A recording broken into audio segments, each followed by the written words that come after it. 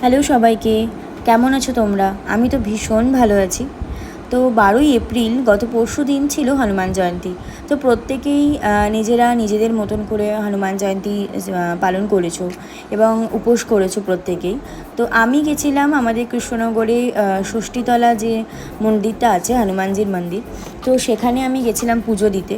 তো দেখো, তাই তোমাদের সাথে শেয়ার করলাম যে প্রচণ্ড ভিড় হয় এখানে এবং খুবই মানেন মানুষজন এখানকার মন্দিরটাকে, কারণ এটা সবথেকে পুরনো মন্দির এবং কৃষ্ণনগরে প্রথম এই মন্দিরটা করা হয় হনুমানজি।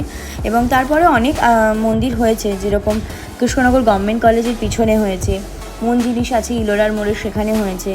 তো প্রত্যেকটা জায়গায় এরকম প্রত্যেকে মানুষের পুজো দিতে গেছে। তো আমি এভাবেই সেলিব্রেট করেছি হনুমান জয়ন্তীটাকে, মানে অঞ্জলি দিয়ে, পুজো দিয়ে। এবং দেখুন, প্রচুর মানুষের ভিড় এবং সবাই এখানে ধ্যান করছেন, কেউ পুজো দিচ্ছেন, কেউ আরেকটু অঞ্জলি দেওয়ার ওয়েট করছেন। তো যখনই আমি গিয়ে পৌঁছালাম, সেটা ছিল শেষ অঞ্জলি। তো লাকিলি আমি অঞ্জলিটা দিতে পেরেছি এবং খুব ভালোভাবে পুজো দিতে পেরেছি। এবং এখানে বসার খুব ভালো জায়গা আছে, কাউকে রোদে বাইরে দাঁড়াতে হচ্ছে না, সবাই এখানে নিজেদের মতন করে বসে আছেন। সবাই ওয়েট করছে কখন ভোগ হবে এবং প্রসাদ নেবে। তো আমরাও ওয়েট করছিলাম। ওয়েট করতে করতে এখানে দেখলাম প্রচুর প্রসাদের লাইন পড়েছে। তো সেখানে গিয়ে দাঁড়িয়ে পড়লাম মানুষজনের ভিড়ে প্রসাদ নেওয়ার জন্য। তো যাই হোক, খুব ভালোভাবে হনুমান জয়ন্তীটা সেলিব্রেট করলাম আমরা। তোমরা কারা কীভাবে হনুমান জয়ন্তী সেলিব্রেট করেছো আমাকে অবশ্যই কমেন্ট বক্সে জানিও। থ্যাংক